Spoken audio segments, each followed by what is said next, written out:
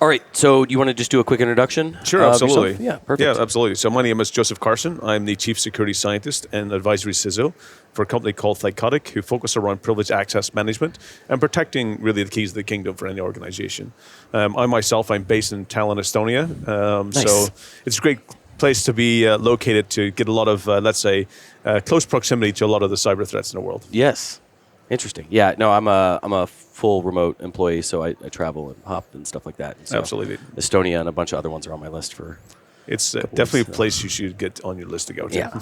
Nice. What is the Chief Security Scientist? What does that mean? So what it means for the company is I balance my work between many different areas. So really what it looks is I do a lot of the research. I'll look at what's happening in the industry. I'll look at what's happening threat-wise on landscape, what trends are going on, what new technology is happening, and specifically specializing around identity access management and privilege access management. I run the really access controls parts of organizations.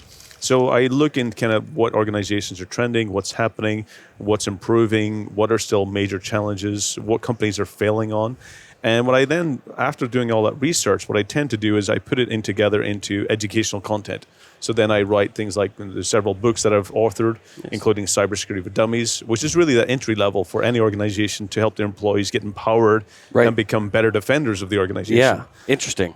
So, and it also get into providing a lot of research reports into looking at security as a service, which I think is going to be one of the biggest trends in the near future, is that organizations will no longer be managing and maintaining their own security implementations.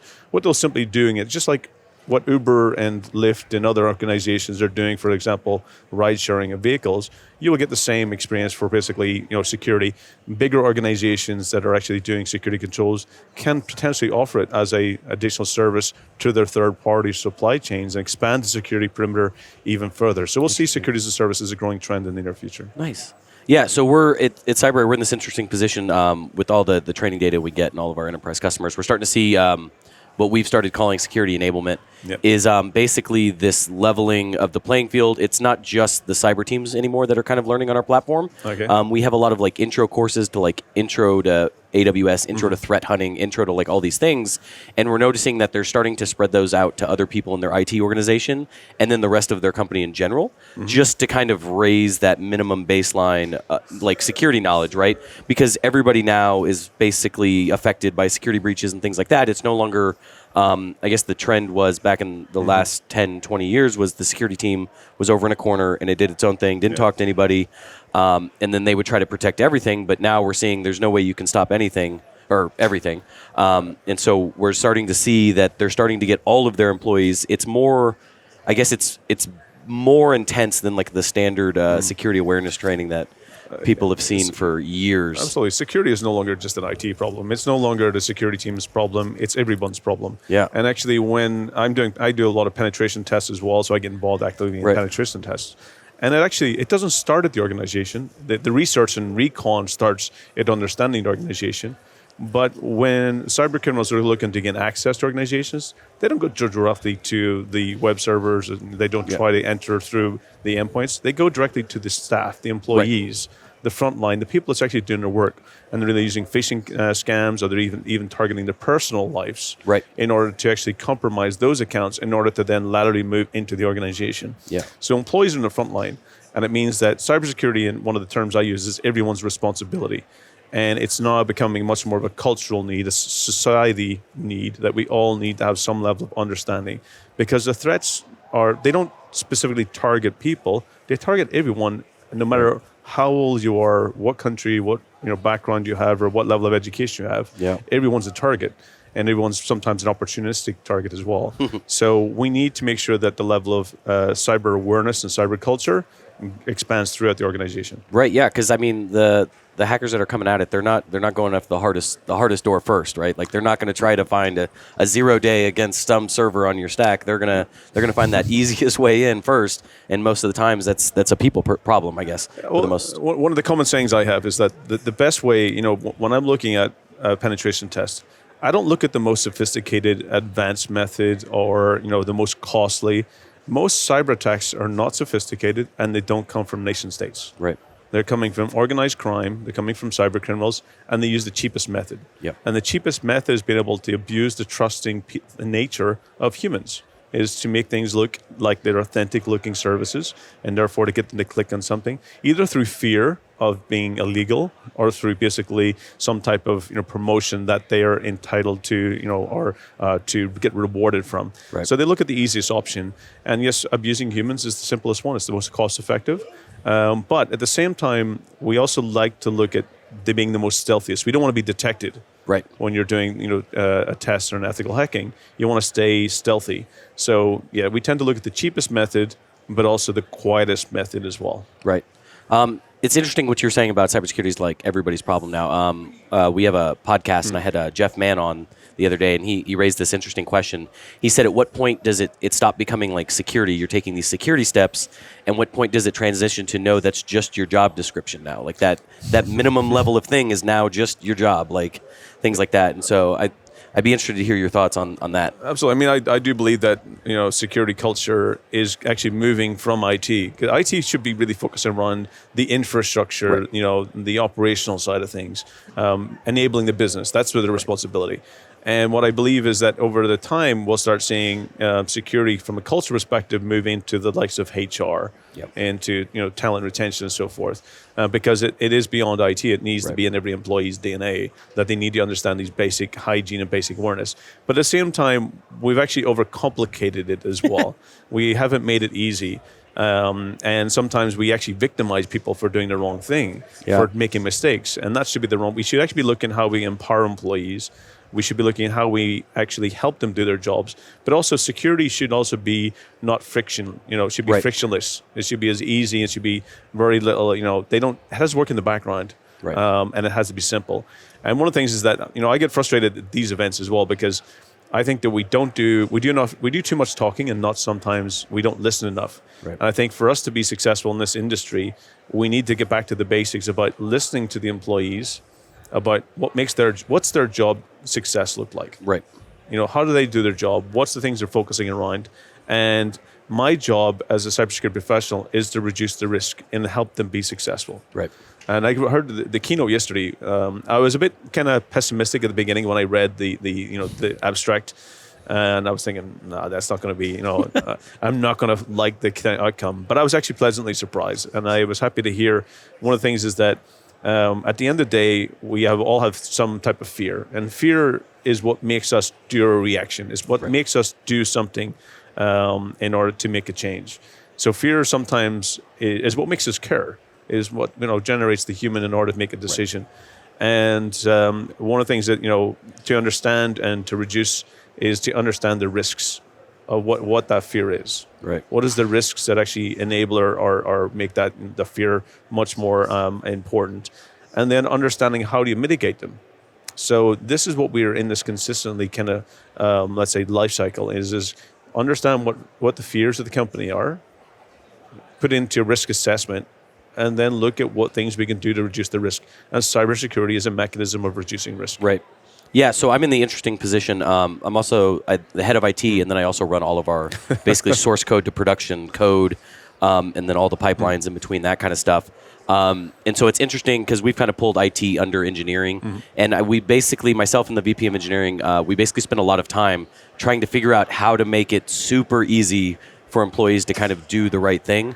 And so we spend a lot of time looking at specific software to kind of make sure that we're not adding things, because we always want them to be secure, especially being a cybersecurity training company. It would look terrible if we got hacked and stuff like that. And so it's always at the forefront of our mind. And we've started basically involving HR. And so from day one, we making sure we have this onboarding program that kind of talks about our cybersecurity posture and how we're kind of trying to make it super simple for everybody to be able to follow, while keeping them cursory knowledge of what's happening.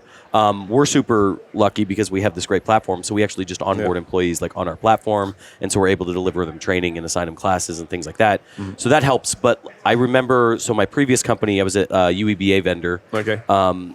And that was like eye-opening for me, because we were a bunch of enterprise clients and stuff, and it was just very large banks, and going in and seeing how they still operate it blew my mind most of the time. Yeah, we put too much to restrictions about, and it's one of the things I hate. Even the term, we talk a lot about zero trust in this. Right. Zero trust has become one of the new buzzwords, along with the likes of artificial intelligence and machine learning, borderless networks. Borderless networks. Yeah.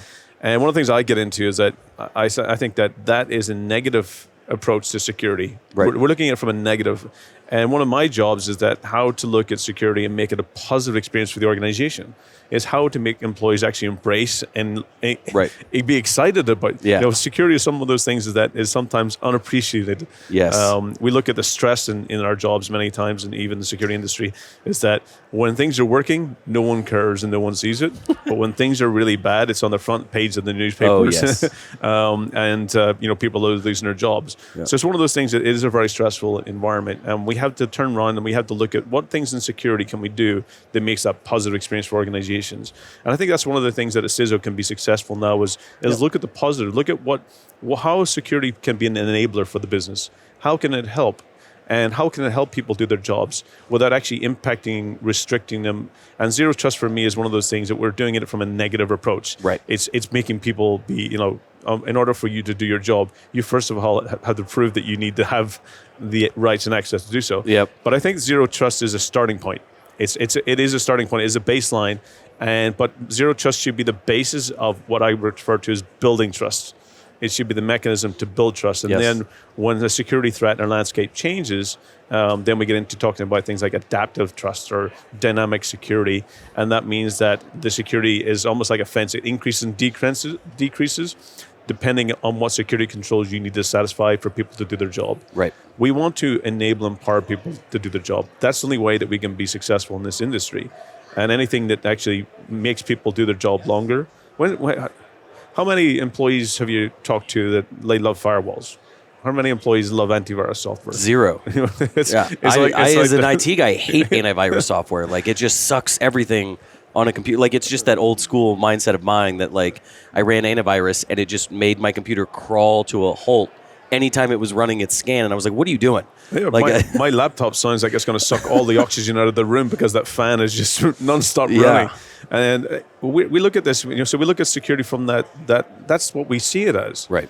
But I get excited when I remember when I was doing, domain administration in IT, the things that actually saved me time was what I loved. Yeah. The things that made my job easier, automation.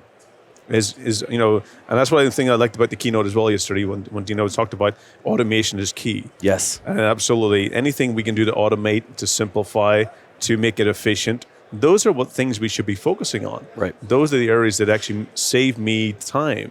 Because time is our most precious, asset that we have. Yeah. It's funny you say that. Like, I remember working with a next-gen firewall that's pretty popular, and there's no CLI tool for it. And I was like, wait, what? Because, I'm trying to build dynamic infrastructure for testing environments and stuff. And so I want to do the right thing and add routes when the environment comes up, remove the route when the environment goes away, all dynamically. And there was no CLI for our next-gen firewall. And I was like, so I have to click into the UI and then click 3 buttons every time I want to do this. And so what sucks is I ended up having to just add the routes statically and have them always there, and got rid of my whole this is awesome dynamic environment stuff. And I can't believe, and there's also still a lot of vendors today that are putting out security products that don't have APIs. And I just don't, that's a non-starter for me. In our industry, we can't survive without APIs. Yeah. The basis of what I do is basically how can I automate it, how can I script it, and how can I put it into something that runs in a schedule without me being sitting there all the time. And it was actually a funny situation many years ago when I worked in a major data center in Australia. And we got to the point where there was a computer that we knew every single 2 weeks on a Saturday night, that one basically was a service, like a backup service, and the server would basically, the service would crash. Yeah. And you have to pay someone to go to the data center to go and basically, push the button and restart the service. And we got to the point where we actually got automation, where you actually had a device that actually on a schedule just push in order to bring it back online. So automation, you need to have it. It's what saves us time, and it means that we don't have to, waste time. And we only have so much time on our day. 5 days a week, and most people even work in 7. Anything we can do to save our time is Oh what, yeah, what is value. 100%. Like I'm a small team of infrastructure guys that maintains DevOps pipelines and stuff like that. And if I couldn't automate, like I wouldn't be able to be a BlackHat right now. Yep. Like I'd be tied to a desk trying to make sure all these things happen. Keeping the lights on. You're just keeping the lights on. But as long as most software now that doesn't have APIs and I can't automate, it's non-starters for me. I don't even consider it. You could have the greatest product ever made, but if I can't somehow wire you into my Jenkins server, like it's I'm done with you. And so I think that's an interesting trend. I hope more people are now like I'm starting to see it now. Everybody's like API first, which is crazy. That should have been the thing like 10 years ago. But I mean, I think Salesforce is all built API first, and that's like 15 years old almost, and so crazy. That's right. Anything you're looking forward to today? Anything you saw yesterday that was pretty cool? This morning, one of the talks I was very interested in, of course, was the CISO from Equifax, well, the new CISO. He was doing a talk about stories from the front line. Nice. I think that's one is when you get people talking about real life scenarios. Yes. And this is what I like about these shows is that when you get people who's coming from, was it the CIO is gone, the CEO is gone, the CISO is gone, over $1 billion in costs. And then, of course, investigations are ongoing. When you look at those and you have somebody coming up to a conference like this and sharing, here's the lessons from the front line, that's the value. Yeah. So that was a talk that I was very excited about. Nice. There's a talk going to be about zero trust, which I'm very interested in because for me, it's like, okay, I'm just curious of what they have to say. Yeah. But I'm looking forward to networking, meeting with a lot of peers in the industry, getting the chance of their briefings, looking at some of the vendors. I haven't seen any new terms or anything new technology-wise in the vendor space this year. So just interested to see what's new out there as well. Yeah, it seems like everybody. I've noticed a trend that like everybody's becoming a SIM now. It seems like everybody that just started off as like a UBA or anything else is now calling like it's just diverging back into SIM, and it's crazy because I come from that kind of background and. I know the compute power required to do some of these things, and it's just nuts. Yeah, what is missing is more about risk. Right. Is how you define risk. And that's one of the things I think that I've learned a lot over the years is how important for this industry is risk. Because risk is what helps us translate into actually securing budget. Right. That's how we talk, understanding how cyber criminals think is our best way to defend, and that's important. But to get the board to give you budget is actually how do you align it to the business risk? Yes. And I met a CFO a few years ago, and he explained it to me. It's quite simple. He said, and it was quite an interesting conversation. He said, how do you get budget? It's quite basically simple. You need to make it very tangible to the business itself. So you need to associate the value. Right. And he said, you take the cost of doing nothing and the cost of doing something, and you subtract them. And that's what you get your risk, is the gap what you have. And then typically what they'll do is they'll consider, what are we willing to do to reduce that financial risk? Right. Now we have a financial gap there. What are we willing to spend to reduce it? Can we get insurance? If not, okay, we have to spend something on a tool or education or some mitigation of that risk. Right. What can we do to reduce it? And typically it was around 10, maybe even up to 30%, depending on how large that amount was, that they're willing to put budget to reduce that risk. And I was sitting there, when we had that conversation, it was just right in front of me of how we actually need to be doing in this industry, is that we need to understand the risk. Right. We need to do the math, the tangible cost of that. We need to basically understand what that gap is. And then we need to go to the board with a concrete strategy and plan of what we're going to do and what we're going to spend that amount of the budget that we can get to reduce the risk. And that's what we need to be doing. And unfortunately, I haven't seen a lot more of that type of talks in it's because it's boring. It is boring. It's boring for the people that are like hands on keyboards. They're like, exciting. But at the end of the day, it's what gets them the budget to do those interesting things. To get all the cool tools and stuff. And I think that's one of the key things as well from the keynote as well yesterday from Jeff was talking about communication, is that we need to be better at communication. And that's one of the things. That types of skills is understanding what drives the business, and how we can communicate that is what's going to make a difference for the people in this area and what we do to help them go and maintain that budget in order to do the things that is exciting. Right. Totally. Well, awesome. It's a pleasure being here. Yeah, I'm thanks really for coming. So excited, and hopefully that the audience who watch this get some interesting value and notes. Yeah, we'll tag you or Thycotic. Tommy will take care of it, and then we'll get it up. Excellent. It might be edited and out tomorrow. We actually got some turnaround. Okay. Yeah, because we just dump all our footage back to College Park, Maryland, and then we got and the they team. just, They're just so Sounds great. awesome. I appreciate it. No problem. I think Tom wanted to do.